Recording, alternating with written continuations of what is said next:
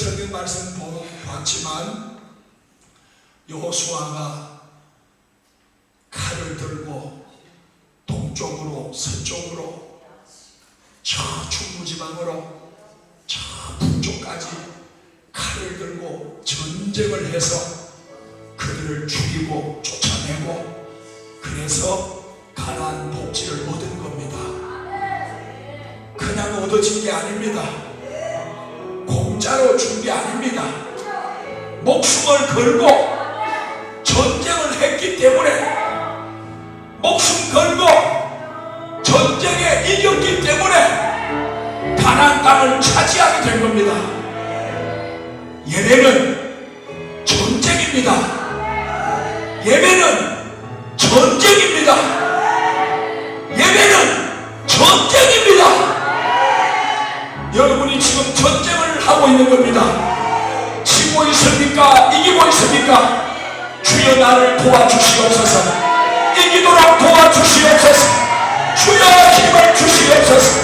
주여 예배의 승리자가 되게 해주시옵소서. 다같이 주여 감사합니다. 주여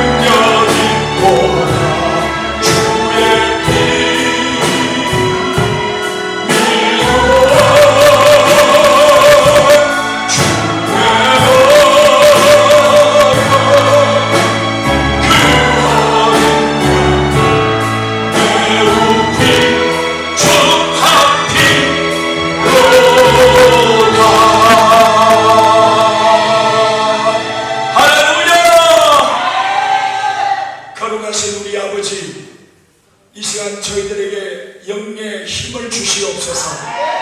세상 이리저리 치이고 다니면서 영은 메말랐고 영은 배고팠고 영은 주님을 더 사모하지 못한 채 아버지여 우리는 광야를 걷듯이 힘겹게 살아왔습니다. 이 시간 하늘문을 활짝 열어주시고 예수님의 흘려주신 십자가의 보혈로 머리부터 발끝까지 우리의 온몸으로 가득한 우리의 온몸으로 지은 죄를 깨끗하게 씻어 주시옵소서. 예수의 피로 깨끗하게 씻어 주시옵소서. 주님의 보혈로 깨끗하게 씻어 주시옵소서. 깨끗하게 씻음받은 그 증거로 우리의 심령을 막힌 것을 열어주시옵시고 주여 매인 것을 풀어주시옵시고 주님 꼬인 것을 풀어주시옵시고 하나님 아버지 모든 천지사방의 모든 것들이 풀려지는 역사가 있게 하여 주시옵소서. 주님의 행하시는 표적과 증거를 볼 수 있도록 주님 저희들에게 먼저 믿음을 주시고 순종할 수 있는 힘과 능력을 부어 주시옵소서. 오늘도 이 예배 시간은 전쟁입니다. 여기가 전쟁터임을 기억하고 영적 전쟁의 승리자가 될 수 있도록 도와주시옵소서. 우리 구주 예수님 이름으로 기도 올리옵나이다.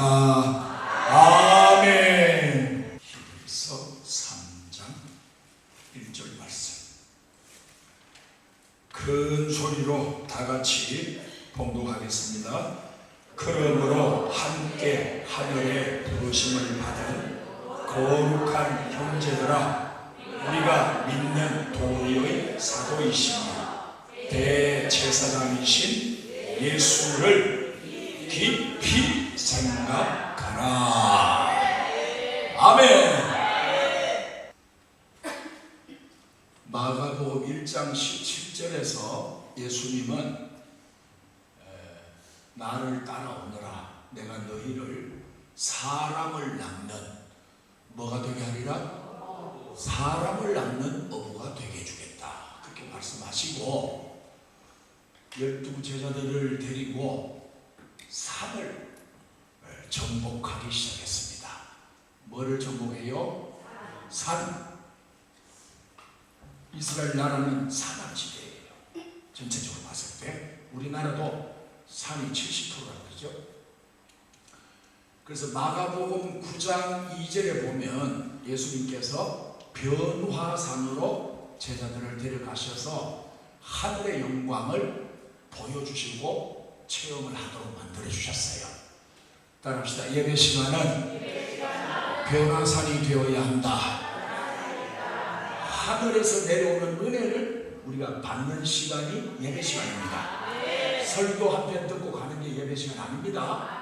착각하시면 안 됩니다. 10장 32절에서는 예수님께서 따라합시다. 시온산, 예루살렘이 있는 시온산으로 데려가셨는데 결국은 그 뒷구절 쭉 37절 38절 보니까 주님 오른편에 저를 앉혀주세요, 왼편에 앉혀주세요, 이렇게 얘기하니까 너희가 나의 받을 세례를 받을 수 있겠느냐? 그 세례는 죽음의 십자가를 말하는 거죠. 그래서 어떤이 되고 싶으냐? 다른 사람의 종이 되라. 듣기 싫은 소리 쓰는 거지. 우리 같으면 듣기 싫은 소리야. 어떤이 되고 싶냐? 그러면 다른 사람의 종이 되라. 이런 설교에 누가 아멘을 안 했냐고. 근데 주님은 그렇게 말씀하시고 10장 45절에 가서는 그 유명한 인자가 온 것은 섬김을 받으려 함이 아니고 도리어 섬기려 하고 많은 사람의 자기의 목숨을 많은 사람의 뭐로? 대속물로 주려 하십니다. 예수님을 구주로 믿습니까? 예수 믿지요? 교회만 온 겁니까? 예수를 믿고 있습니까? 그렇죠? 그러면 예수를 닮아야죠. 예수님은 낮아지셨어요. 근데 왜 우리는 자꾸 올라가려고 그러죠? 예수를 거꾸로 믿고 있는 거예요. 대접받고 싶고 등 두들겨 주는 거 좋아하고, 그거 다 예수와 반대 방향이에요. 잘 생각해 보세요. 예수님은 자기 목숨을 배송물로 주러 오셨는데, 우리가 예수를 그렇게도 부르고 그렇게도 주여 외치고 그렇게도 예수를 믿어왔는데 우리의 쏘가지는 변하지를 않는 거예요. 그러니까 회개할 것이 우리가 얼마나 많기에 이렇게 변화가 안 되는가. 교회를 더 이상 교회 안 다녀도 돼요, 여러분들. 더 이상 교회 나올 필요가 없을 정도로 지금 토마토로 말하는 완수 다 익었다니까. 근데 겉으로 볼 때 뻘겋게 다 익었는데 속을 쪼개보면 아직 덜 익었어. 겉은 익었는데 속이 아직 덜 익었어.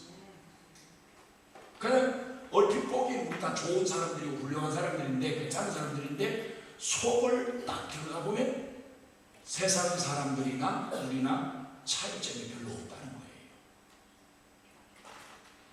고개만 끄덕거리지 말고 아멘 좀 해보세요. 아멘. 아멘입니까? 아멘. 14장 32절에도 보면, 그래서 제자들도 이 예루살렘 시온의 산에 가서 자기들이 오른편 앉고 싶고 왼편 앉고 싶고 그걸 못 떠난 거예요. 그걸 못 이긴 거예요. 14장 32절에 보면 겟세마네 동산, 여기서 주님은 기도하셨고 제자 베드로에게 몇 시간 기도하라고요? 1시간을 기도하라고 명령하신 거예요. 15장 22절에서는 골고다 언덕으로 올라가서 십자가를 지고 교회에 어떤 사람이 많은 교회가 좋은 교회냐?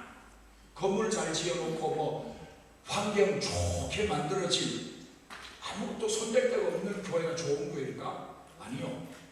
건물 없어도 사람들이 섬기고 봉사하고 서로 나보다 남을 낮게 높게 여기는 그런 사람들로 차 있다면 그 교회는 좋은 교회예요. 아멘. 아멘.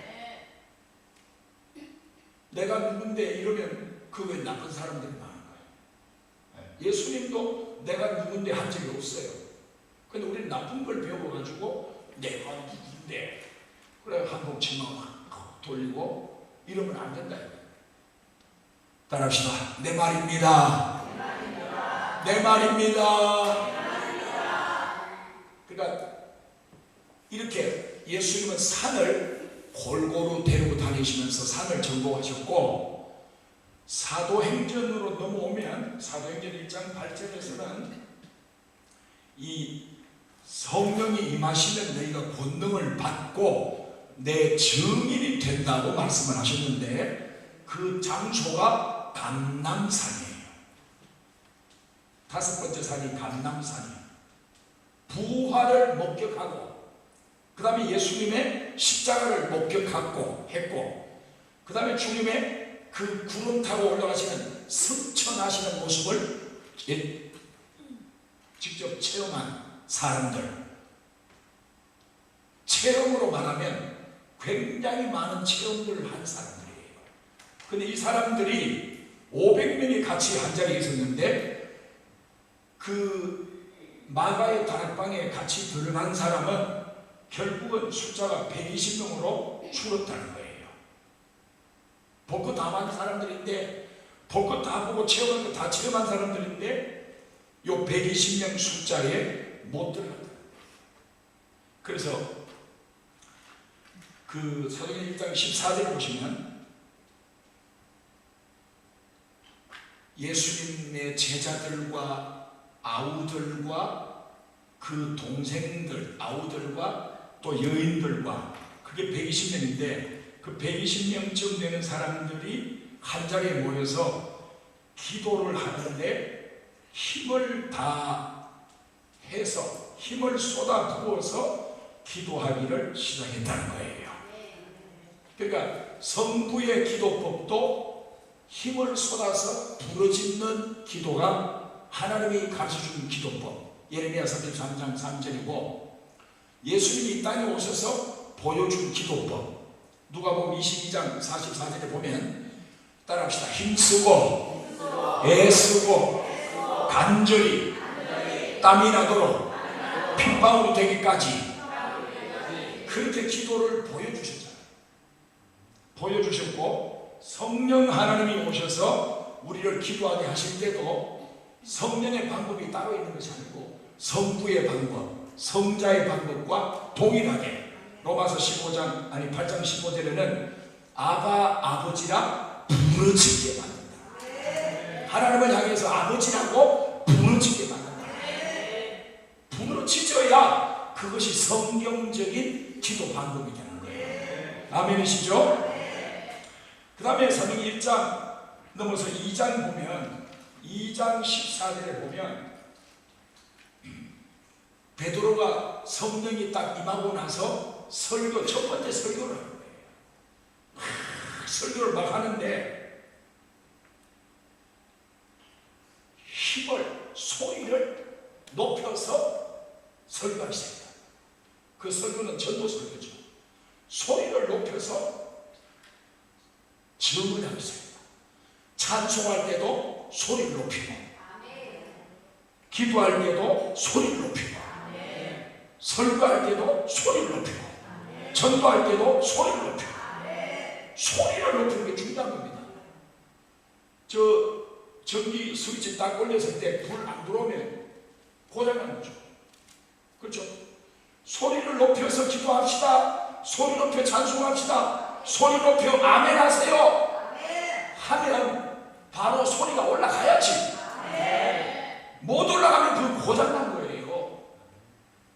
아이고, 오늘 아침을 안 먹고 와서 소리가 안 올라가네. 그 핑계예요. 아침은 맨날 안 했잖아. 요새 아침 먹는 사람 별로 없잖아요. 저는 챙겨 먹긴 하지만 힘을 쏟아 부어서 소리를 올려야 되는 거예요. 이거 지금 계속해서 얘기하고 있는 겁니다. 제가 이렇게 떠들어도 여러분 신경 안 쓰시죠? 신경 쓰고 있습니까? 신경 쓰고 있는 사람 바람 좀 들고 있어요. 내가 볼 때 신경을 안 쓰는 것 같아요. 별로. 목사님이니까 당신 혼자 열심히 하시오 이러는 것 같아요. 힘을 다하여 증언했다. 베드로가 증거했다. 예수를 증거했다. 2장 17절에 보니까 말세가 되면, 요엘 2장 28절을 인용해서 베드로가 설교를 해요. 17절에 보니까 말세에 내 영을, 성령을 부어주겠다고 했어요. 그걸 딱 인용했고, 33절에 그 뒤에 가면 따라합시다. 성령을 부어주셨느니라. 완료해. 부어줬다. 부어줬다. 하나님의 약속은 어김이 없이 오늘 우리에게 이루어졌다고 베드로는 증언을 하고 있는 것입니다. 그때부터 지금까지 2000년이 넘도록 지금까지도 이건 현재 진행형이에요. 지금도 하나님 앞에 구할 때, 부르짖어 성령을 구할 때 성령이 임하시는 겁니다. 아멘. 예배 시간은 성령 충만 받는 시간입니다. 누가 왔나 안 왔나 체크하는 시간 아닙니다. 예배 시간은 성령 충만 받는 시간. 성령 충만 받으려면 죄를 토해내야 돼요. 죄를 토하고 예수님 흘려주신 십자가의 보혈로 깨끗하게 씻음받고, 그리고 성령이 충만해져서 기름 부음이 충만해져야 됩니다. 아멘. 따라합시다. 제자가 되자. 증인이 되자. 따라합시다. 제사장이 되자. 제사장의 7가지 축복, 지난주 말씀드렸어요. 제사장의 7대 축복 7가지.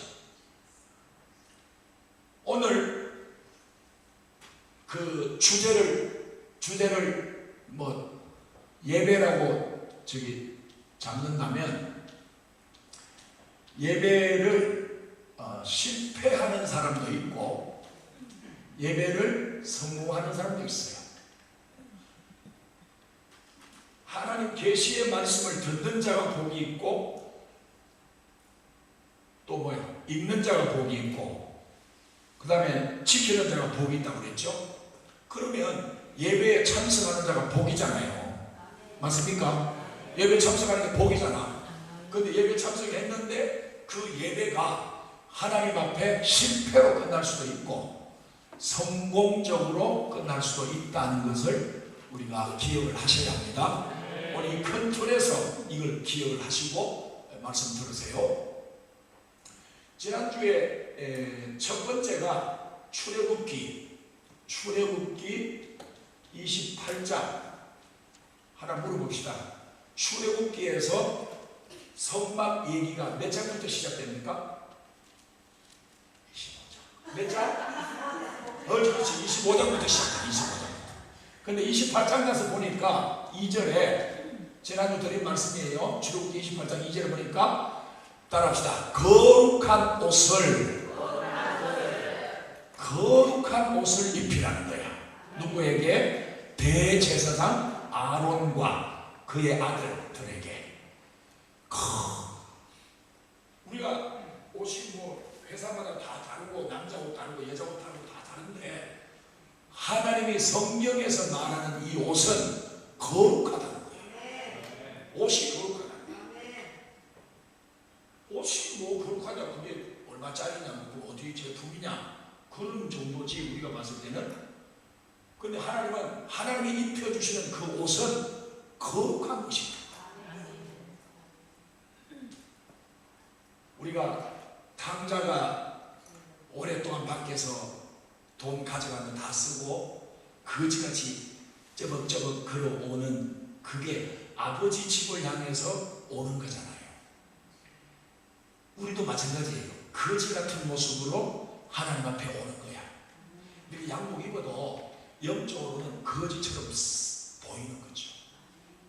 그래서 하나님 이 더러운 옷, 탕자의 옷을 벗어제끼고 탕자의 옷을 벗어버리고 아버지가 주시는 새 옷을 입게 해주세요. 아버지가 주시는 세마포를 입게 해주세요. 그게 세마포, 헌옷, 더러운 옷을 갈아입는 시간이 예배 시간인 거야. 큰 소리로 따라합시다. 주여!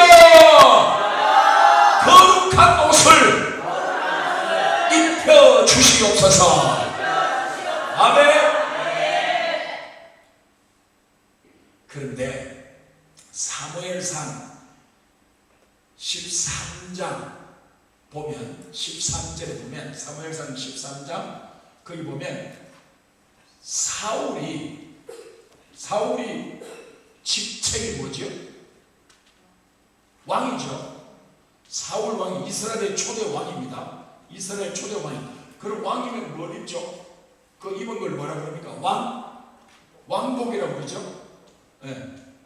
한 번도 안 입어봤지?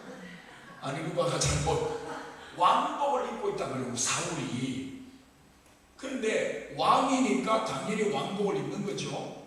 사울 시대에 또 선지자가 이제 사무엘이 있었죠. 사무엘이 사울을 세웠잖아요.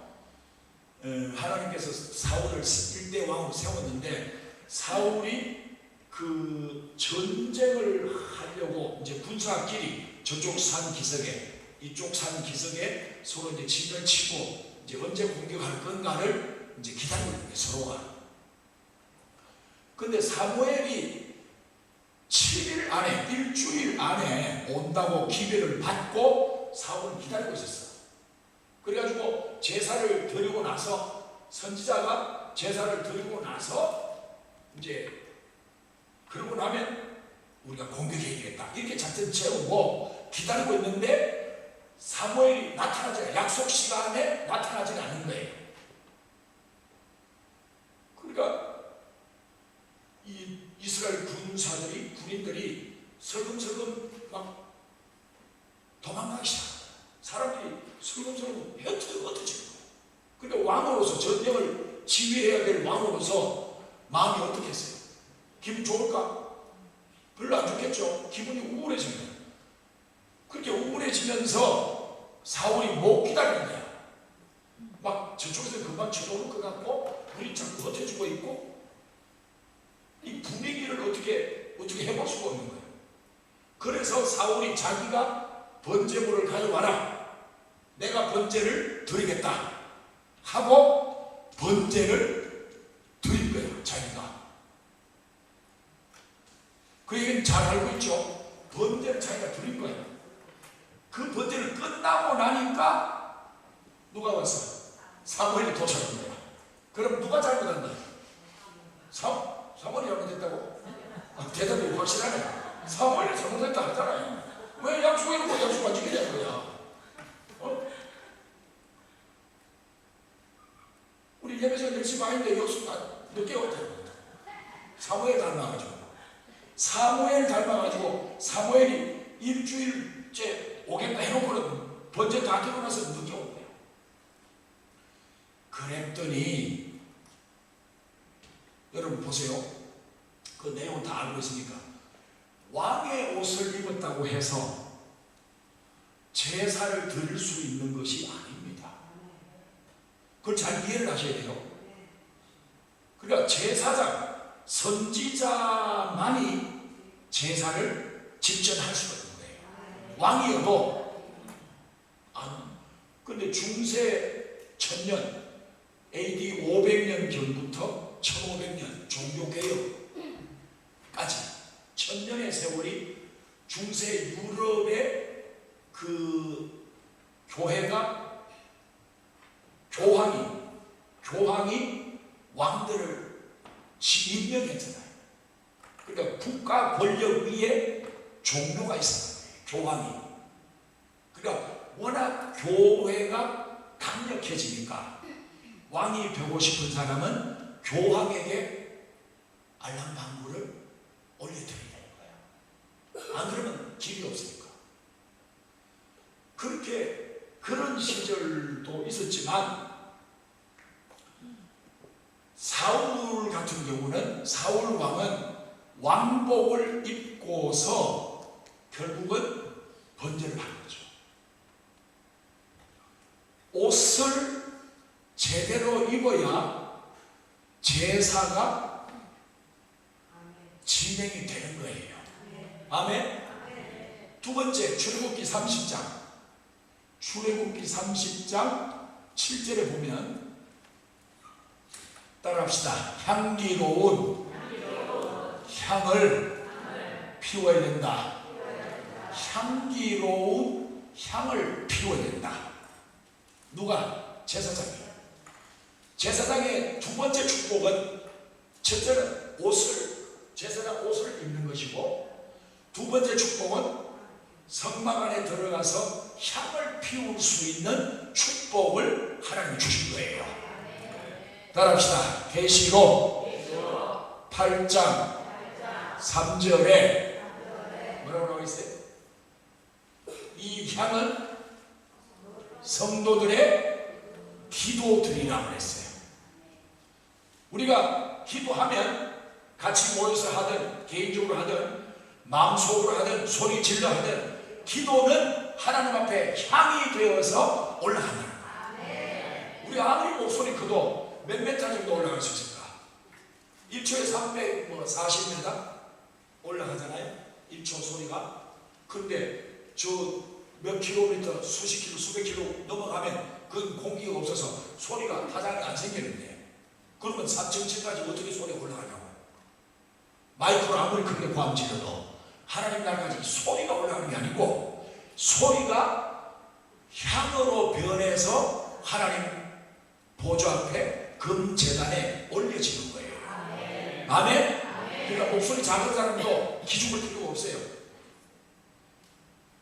그래서 출애굽기 30장 7절에 향을 피울 수 있는 축복, 특권, 이게 두 번째 주어졌다 그 말입니다. 여러분, 우리 자신이 베드로전서 2장 9절에 말씀하신 대로 여러분은 왕같은 제사장입니다. 그 성경 구절을 믿으십니까? 확실히 받아들이시죠? 이집사님 받아들이십니까? 받아들이면 그 거룩한 옷을 입으셔야 돼요. 그냥 생각 속에서 나는 제사장이야, 영적 제사장이야, 그건 세뇌예요. 세뇌. 공산주의 세뇌하는 거죠.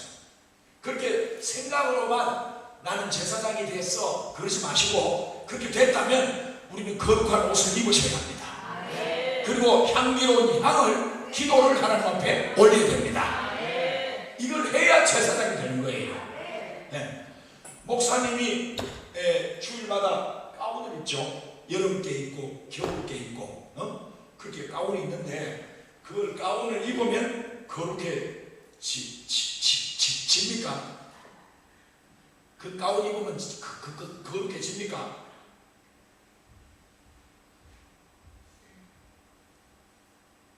가운을 입어서 거룩해지는 것이라기보다는 거룩한 옷을 입고서 향을 피울 때 거룩해지는 거예요. 기도할 수도, 우리의 영이, 우리의 믿음 생활 자체가 거룩해지는 거예요. 네, 그걸 꼭 기억하십시오. 세 번째는 출애굽기 30장 21절에 보시면 제사장들이 회막을 들어갔다가 나오고 이런 거 할 때, 제사를 지낼 때 따라합시다. 물로 씻어 뭘 면하라? 죽음을 면하라. 죽기를 면하라. 그러니까 물로 안 씻으면 어떻게 된다는 거예요? 들어갈 때 물로 안 씻으면 죽는다는 거예요. 그러니까 물 씻는 그 자리가 물 담아놓은 물두멍이죠. 물두멍. 물을 담아놓은 그릇, 물두멍. 그러니까 물두멍까지 왔다는 말은 번제단을 지나왔다는 얘기잖아요. 맞죠? 번제단을 지났기 때문에 지금 물두멍까지 온 거잖아. 물두멍의 위치는 성소 들어가는 그 바로 앞이란 말이에요. 그러니까 다음 차례는 성소에 들어갈 차례이기 때문에 물로 씻어야 된다. 번제단에서 구원을 받고 원죄를 용서받아도, 잘 들으세요, 원죄 용서받고 피로 씻음을 받아도 물두멍 앞에 와서 수족을 씻어야 된다는 거예요. 그리고 다시 말하면 우리가 나도 모르게 알게 모르게 짓는 죄들이 있잖아요. 나는 죄라고 절대 생각 안 하는데 하나님 보실 때는 그게 죄일 수 있잖아요. 그런 것이 있으니까 우리가 교회 예배 드릴 때 물두멍에 수족, 손으로 지은 죄, 생각으로 지은 죄, 발로 지은 죄, 몸으로 지은 죄, 영으로 지은 죄, 마음으로 지은 죄, 모든 죄를 물두멍에서 씻어야 된다는 거예요. 물두멍에서 깨끗하게 씻어야 된다. 그러고 나서 다음 성소 안으로 들어가게 된다는 겁니다. 출애굽기 40장에도 성경 찾아봅시다. 출애굽기 40장, 출애굽기 마지막 40장 30절, 출애굽기 40장 30절. 그는 시작. 그는 또 물두멍을 회막과 제단 사이에 두고 거기 씻을 물을, 31절 말씀, 모세와 아론과 그 아들들이 거기서 수족을, 32절 말씀, 그들이 회막에 들어갈 때와, 첫 번째, 두 번째는 제단, 번제단에 가까이 갈 때 씻었으니 여호와께서 모세에게 명령하신 대로 되었더라. 교회 와서 우리가 예배 드리는 동안에 해야 될 일은 수족을 씻는 일입니다. 이 물은 바로 주님이 요한복음 7장 38절에서 말씀하신 대로 나를 믿는 자는 그 배에서 생수의 강이 흘러나야 하잖아. 예수를 부를 때, 예수님을 인정할 때, 예수님을 향하여 소리칠 때 내 배에서, 내 심령 속에서 생수가 흘러나온다는 거야. 그게 바로 물두멍이란 물두멍. 그런 사막에서 물을 발견했다면 그건 생명을 얻은 거죠. 물을 찾지 못하면 결국 사막에서 죽어야 되니까. 그래서 물두멍의 역할이 별것 아닌 것처럼 보여도 물두멍을 무시하면 죽음이 찾아온다는 거예요. 아멘입니까? 그 뒤에 네 번째 보면 레위기로 넘어가서 레위기 1장 11절 따라합시다. 제사장은 피를 번제단에 뿌릴 것이요. 뭘 뿌려요? 물로 깨끗하게 씻은 후에 피를 뿌리게 되는 거야. 마귀의 공격, 불화살, 마귀의 던지는 칼, 창, 이런 마귀의 공격. 여러분, 우리가 지금 예배 드려도 마귀의 공격이 계속 있습니다. 주님만 나한테 오시는 게 아니에요. 내가 예배를 제대로 못 드리면 악한 것들에게 계속 걸려가는 거. 칭칭 마귀가, 귀신들이 나를 칭칭 감는다니까요. 그래서 그 감게 되면 못 움직여요. 움직여. 이 묶여간 사람들 있잖아요. 묶이면 자기 마음대로 못 하잖아요. 그런 것처럼 영적으로 묶이게 되면 찬송을 제대로 못 불러요. 이유가 거기 있는 거예요. 잘 생각해 보세요. 내가 찬송에 왜 오인이 안 되지? 목사님은 저렇게 지랄을 하는데 나는 왜 안 되지? 여러분, 왜 안 되는가를 자꾸 기도하셔야 돼요. 그러면 하나님께서 깨닫게 해주실 것이고 또 그걸 해결할 수 있는 은혜를 주실 거예요. 구해야 되잖아. 구해야 하나님 역사하시죠. 피를 뿌려야 된다. 예배 시간은 피 뿌리는 시간이에요. 예수 피, 예수 피, 예수 피, 예수 피, 예수 피, 예수 피를 뿌리는 시간이에요. 예수 피 뿌림을 못 받고 교회에 일어섰다? 그건 있을 수 없는 일이에요. 향을 피우고 물로 씻고 피를 뿌리고, 이게 제사장이 받은 7가지 축복이에요.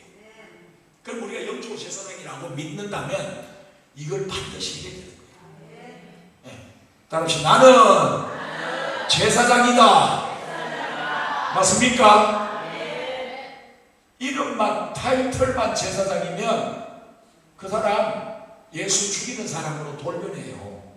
예수님 십자가에 죽으실 때 제사장들도 한 패거를 그것도 가담했잖아.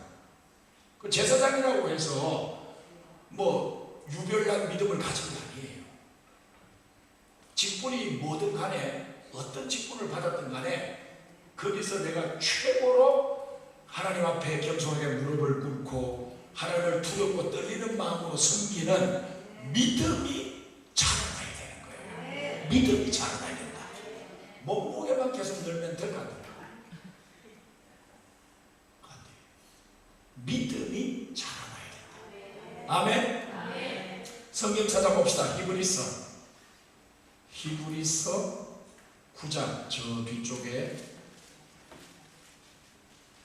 9장 22절 말씀. 히브리서 9장 22절.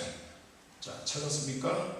시작. 율법을 따라 거의 모든 물건이 피로써 정결하게 되나니 피 흘림이 없은즉 죄 사함이 없다는 거야.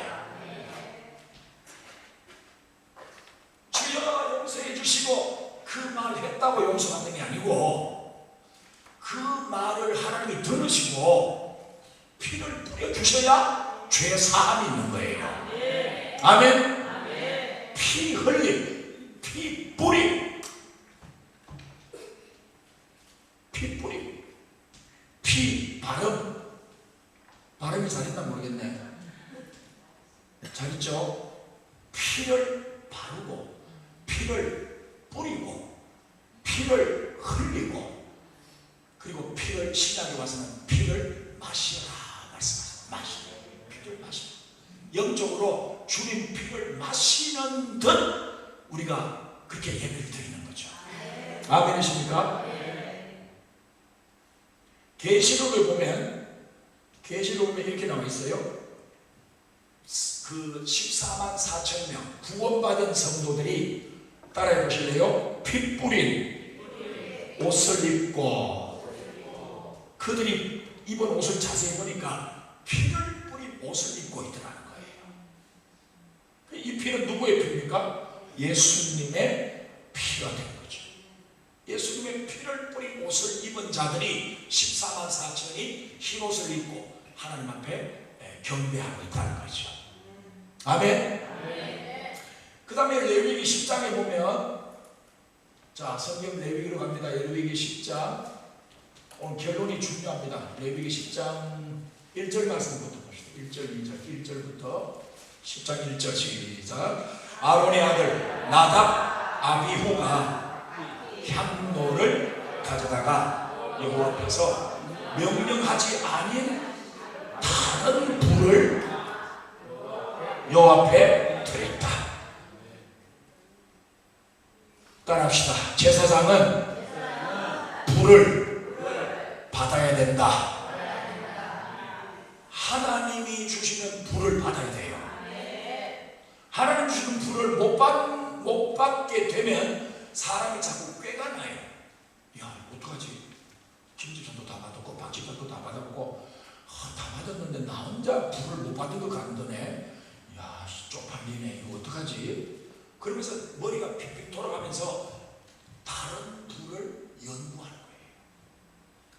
잘 생각해 보세요. 저 사람은 막 눈물 흘려가면 막 뺨바들 치면서 얘기하고 막 야단하는데 나는 명성에 아무렇지도 않아. 그러면 생각에 우는 척이라도 해. 우는 척이라도 해. 자꾸 그런 인간적인 생각이 자꾸 나온다는 거예요. 그게 반복이 되고 또 그게 영역이 넓어지면 그게 외식이 되는 거예요. 외식하지 마라 했잖아요. 외식하죠, 여러분? 밖에 나가 밥 사 먹잖아. 안 사 먹어? 외식을 하게 되고 결국은 그것이 우리에게는 그게 하나님 앞에 거짓이 되는 거고, 예배가 거짓이 되는 거예요. 이 정도 되면 간이 배 밖에 나온 거죠. 예배가 가식이 되고 예배가 마음이 없는 그런 상태가 되는 거죠. 그러니까 나답과 아비후는 이름이 잘못죠. 나 답답해. 이게 나답이잖아. 하고 답답해. 하고 나 답답해. 아비후는 아비후 하여튼 모르겠는데, 나답과 아비후는 차기 대권 주자잖아. 아버지 돌아가시면 자기가 대제사장 이제 그 물려받아야 되잖아. 그런데 하나님이 주신 불 말고 다른 불을 가지고 하나님 앞에 나갔단 말이에요. 이게 얼마나 잘못된 믿음이에요. 제사장인데, 현직 제사장이에요. 그리고 차기 대제사장 후보 1번이고. 그러면 우리로 말하면 되게 오래 신앙생활을 한 거고 교회에서 직분 받을 만큼 다 받은 사람들, 중직자들이라고 생각해 볼 수 있잖아요. 근데 그분들이 예배를 제대로 못 드리는 거예요. 예배가 뭔지 몰라요. 예배 참석을 해도 예배가 뭔지를 잘 모르는 거예요. 그래서 우리가 하나님 앞에 다른 불을 가지고 하나님 앞에 나가면 안 된다. 보세요. 물로 씻지 않아도 죽고, 그렇죠? 성경에 그대로 물로 안 씻으면 하나님께서 그를 데려가신다는 거예요. 그리고 불도 하나님 주신 불, 그 사랑의 불, 첫사랑에 막 좋아가지고 예수님 좋아요, 예수 믿고 구원받고 막 성령 임하고 방언 터지고, 그럼 걸어가면 어땠어요? 그 전과 후는 180도 달랐죠. 걸어가도 구름 위를 걷는 것 같고, 가다가 교회가 십자가가 종탑이 조그마한 게 하나 건물 위에 있어도 그 십자가만 봐도 너무 가슴이 뭉클하고, 그랬던 그 초기의 신앙의 상태가 거기에 막 불이 붙고 살아가지고 주님 사랑하는 마음이 계속 불이 붙어야 되는데, 불이 사그라들고 바람 불고 비 오고 그럼 불이 꺼져버리고, 그 첫사랑을 다 잃어버린 채, 그렇다고 내가 절에 갈 수는 없잖아. 그러니까 교회는 계속 나와서 집사님 되시고 뭐가 되고 뭐가, 그러니까 속에 불이 꺼진 상태예요 우리들이. 난 불이 있는데, 그 불은요 열받아서 생긴 불이에요. 제가 볼 때 열받아가지고 막 소불이 나, 그 뭐라 화병, 불을 다시 살려야 돼요. 어릴 때 그 부엌에서 불밥 해보셨어요? 그 나무가지 몇 개 올려놓고 종이에 불 붙여가지고 해본 사람? 전부 도시에서 그러면 연기가 나와 누가 막 불 살리려고, 그 불을 살려야 밥을 먹잖아. 어찌 그것과 비교가 되겠습니까? 성령의 불을 내 속에 살려야죠. 돈 몇 푼 있으면 걱정 없다, 그 사람은 안 돼. 그러면 안 되는 거예요. 돈이 많아도 성령의 불, 하나님이 주신 이 불을 꼭 붙잡으셔야 마지막 천국까지 도착할 수 있는 겁니다. 아멘. 그 다음에 여호수아 보면, 여호수아 봅시다. 여호수아 3장 3절 말씀, 3장 3절. 여호수아 3장 3절 시작. 명령하여 이르되 너희는 레위 사람 제사장들이 너희 하나님 여호와의 언약궤 매는 것을 보거든. 따라합시다. 그 뒤를 따르라. 궤 속에 든 것이 그 돌판이, 십계명 담긴 돌판, 그죠? 십계명의 여호와의 궤, 이 언약궤 안에 들어있잖아요. 궤 뒤를 따라간다는 말은 말씀 따라서 간다 그 말이죠. 맞죠? 여호와의 궤를 제사장들이, 하나님이 분명히 제사장들에게 말씀하시기를, 따라합시다. 궤를 매라. 어디에 매요? 어깨에 매죠. 그러면 힘들까 편할까요? 땀이 날까요? 안 날까요?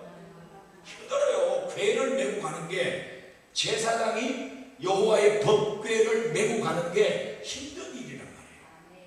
그러니까 사람들이 궤를 부리는 거야. 신앙생활 하면서 막 힘드니까 사람들이 꾀를 부리는 거예요. 따라합시다. 꾀는 마귀로부터 온다. 꾀는요, 마귀로부터. 예배 시간, 우리가 예배 시간에 힘을 쏟아서 합시다 막 이러면, 제가 눈을 뜨고 보고 이러면 여러분 조금 더 신경을 쓰겠지만, 목사가 눈 감고 한다는 거 여러분 다 알고 있잖아요. 그러니까 별로 신경을 안 써. 우리 목사님 기도할 때 절대로 눈 안 뜨는 사람이다, 마음 놓고 뭐 해도 된다, 이렇게 안심을 하시는 것 같아요. 언젠가는 눈 한번 떠보긴 떠봐야 될 텐데. 하나님의 법궤를 매라고 명령하신 거예요. 힘들거든 뭐 다른 방법, 뭐 트럭을 갖다 대고 트럭에 실으라 이렇게 말씀하지 않았어요. 신앙생활 하면서 힘든 부분이 왜 없겠습니까? 교회 생활 이렇게 오래들 하셨는데 힘든 시간들을 잘 넘겼기 때문에 오늘 여기까지 계신 거예요. 네. 그러니까 매라고 하신 이 명령. 그런데 사무엘상 사무엘하 6장에 보면 다윗 시대가 열리면서 이제 법궤를 예루살렘으로 이제 데려가는, 모시고 가는 그 장면이 나와요. 거기에 우사라고 하는 아효, 이 두 형제가 제사장입니다. 우사와 아효, 이 두 형제가 법궤를 메고 가지 않고 새로운 방법, 기발한 아이디어를 꾀를 만들어낸 거야. 수레에 싣고 가자. 얼마나 편해. 그죠? 거기 가서 편안하게 앉아있다가 가면 얼마나 편해. 목사님도 혼자 나와 지키다가, 지키는 게 아니고 혼자 나와 막 이발저발 하고 할렐루야 기도합시다. 그러면 속 편하잖아. 대답할 것도 없고 쳐다보고 밑에 쳐다보면 고기 들으라 손도 평생 가도 안 하고 고기 들든지 말든지 지하 자빠지든지 말든지 그 설교 준비한 거 그거 몇 장 이거 막 읽고 할렐루야 하면 복 받으세요. 여러분 그렇게 설교하고 마치면 얼마나 편하겠어. 이천 있는 교회 그런 데는 저 구석 뒤에 앉아가 다리 꼬고 팔짱 끼고 자고 있어도 누가 뭐라 그래요. 그렇게 편한 신앙생활을 하면 얼마나 좋을까. 그래 이놈의 교회는요 눈 떠야 되지, 쳐다봐야 되지, 대답해야 되지, 중간에 또 지랄을 하지. 불편해. 여기 좀 이렇게 익숙해지면 괜찮은데 익숙해지지 않는 경우는 불편하다. 그리고 자기에게 뭔 말을 하는 것처럼 들릴 때는 어느 년이 또 일러바치구나. 어떤 게또 일러바쳐가지고 목사가 그럼 설교하면서 내 얘기 다 하는 이렇게 생각하니까 일러 바치는 사람 없어요. 참 일이 무거워가지고요. 나는 뭐 좀 얘기해 주면 좋겠다 싶기도 한데 얘기 안 해요. 간첩이라도 있는가 싶지? 없어요. 저기 한마디도 안 해요. 잡아먹나? 이거 분명히 하나님이 힘들지만 궤를 매라고 명령하셨는데 매다 보니까 꾀가 생긴 거예요. 신앙생활 하면 반드시 꾀가 생깁니다. 그 꾀를 분별하시고 물리치셔야 신앙의 중심을 잃지 않게 되는 거예요. 아멘이죠? 자, 그 다음에 마지막으로 요수아 6장 여리고성에서 요수아 6장 20절 요수아 6장 20절 여리고성을 하루에 몇 바퀴 돌았죠? 처음에? 하루에는 한 바퀴 돌았고 그 다음 마지막 날 일곱째 날에는 몇 바퀴? 7바퀴 돌면서 법궤가 이제 출두를 하는 거예요. 법궤 출두하는데 그 법궤 앞에서 제사장들이 뭘 불어요? 나팔을 부르라고 그랬어요. 하나님이 나팔을 부르라고 명령을 하셨어요. 제사장들아 나팔을 부르라. 길게 부르라. 이 나팔이 울려 퍼질 때 백성들은 그 소리를 듣고 함성을 질러서 소리를 높여서 소리 질러라. 소리를 팍. 우리가 지금 하고 있는 이 찬송은 사실 하나님 마음에 별로 안 들 거야. 우리 딴엔 열심히 한다 치지만 여리고성에서 고함 질렀던 그 소리에 비하면 우린 지금 세 발의 피예요. 그걸 한문으로 말하면 뭐죠? 그래 옛날에 들어봤잖아요. 초족징벌 세 발의 피. 세 발의 피 나가야 그럼 얼마나 되겠어요? 그러니까 그 여리고성 앞에 성도들이 그 이스라엘 백성들이 막 하나님 앞에 환호성을 질렀던 그 소리를 우리가 기억하셔야 돼요. 때로는 그런 소리를 질러봐야 돼요. 때로는 그런 소리를 질러봐야 된다. 목이 쉬더라도. 예. 이 나팔 보세요. 자, 7가지 제사장의 몇 대 축복?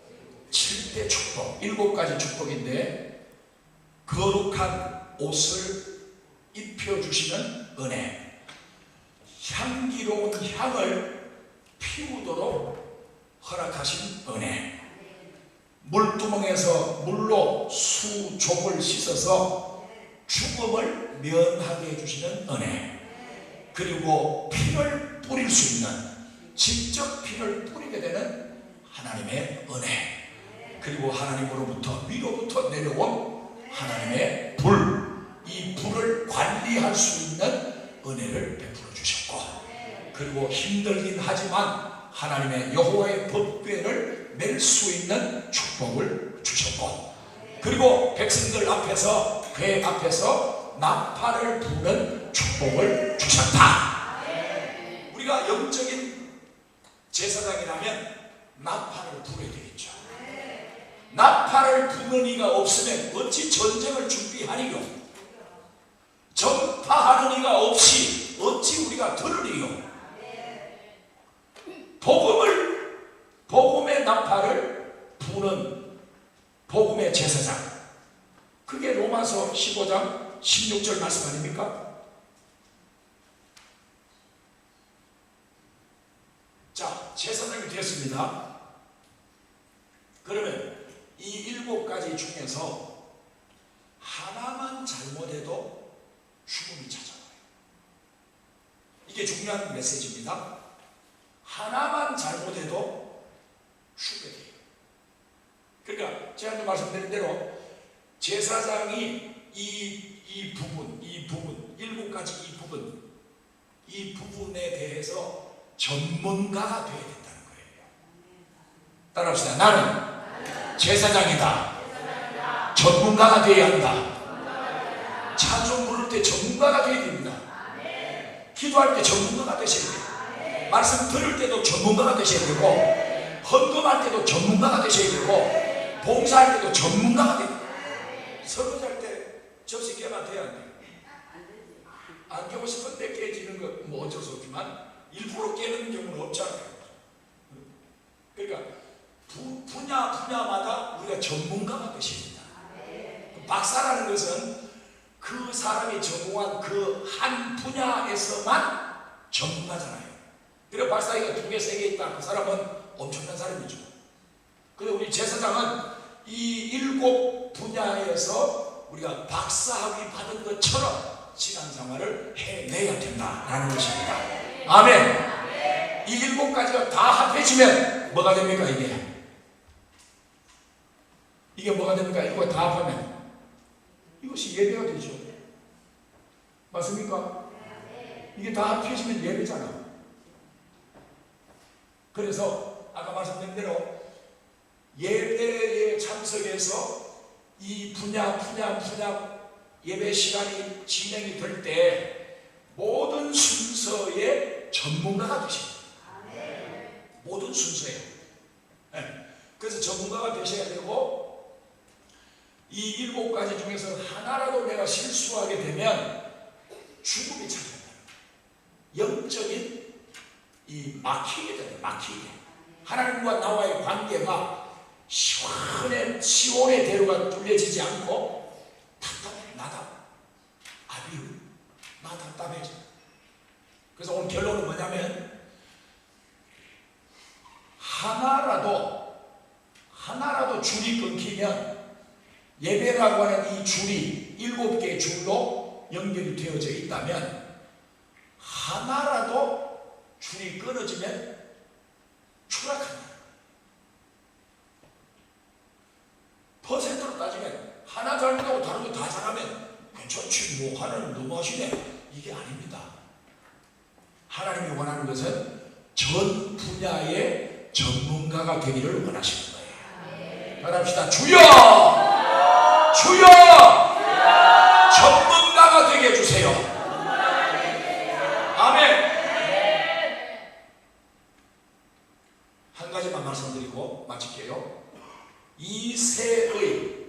다윗의 집이죠. 이새의 집에 선지자 사무엘이 찾아왔습니다. 이 집에 아들이 몇 명입니까? 모른다고?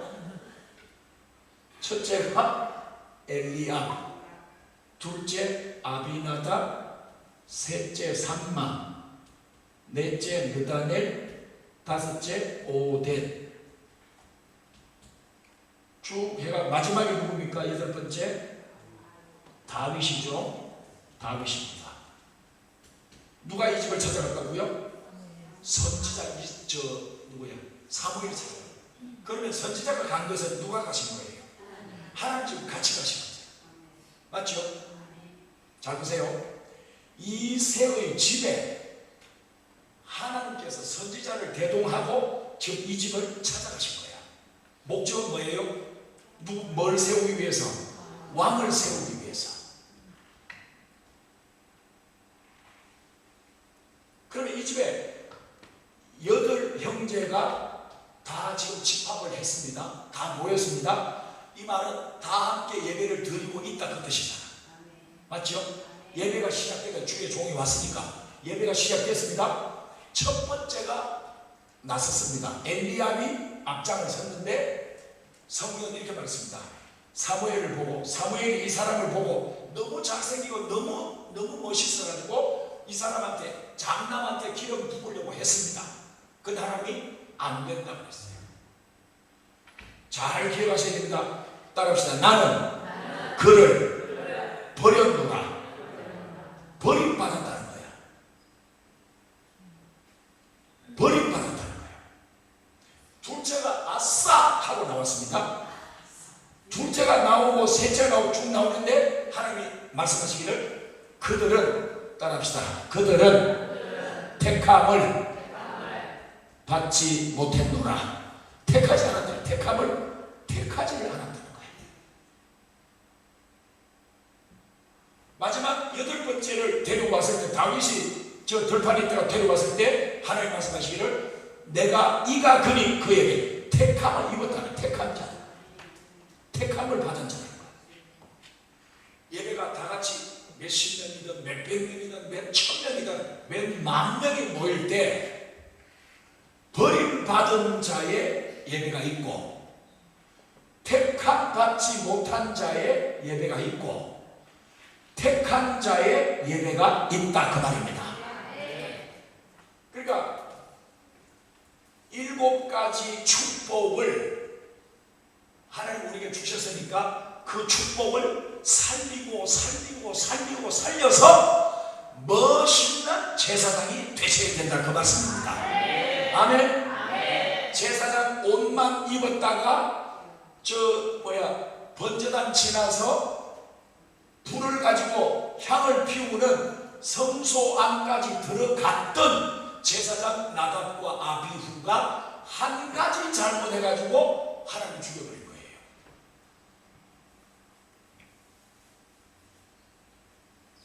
그래서 우리는 예배가 몇 명이 모이든 간에 그러니까 버림받은 자의 예배는 하나님이 쳐다보지를 않죠. 하나님이 신경 안 써요. 지가 아무리 머리 기름 마르고 멋있게 생긴 양복 입고 그래 나와서 잘난 척 해도 하나님은 버렸기 때문에 벌써 관로막으로 밀려난 거예요.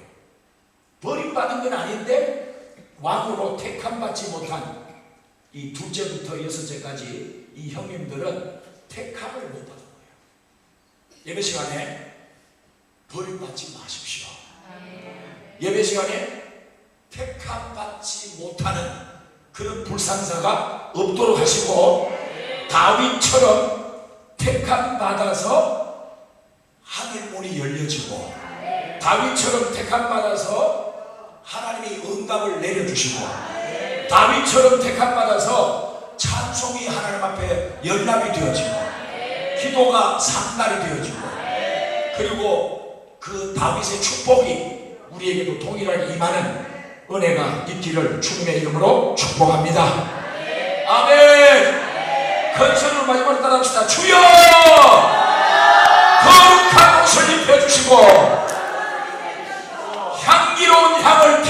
해주시고 물로 씻게 해주시고 피를 뿌리게 해주시고 불을 닦게 해주시고 괴를 매게 해주시고 나팔 불게 해주세요. 이것이 제사장입니다. 참된 제사장이 되시기를 바랍니다.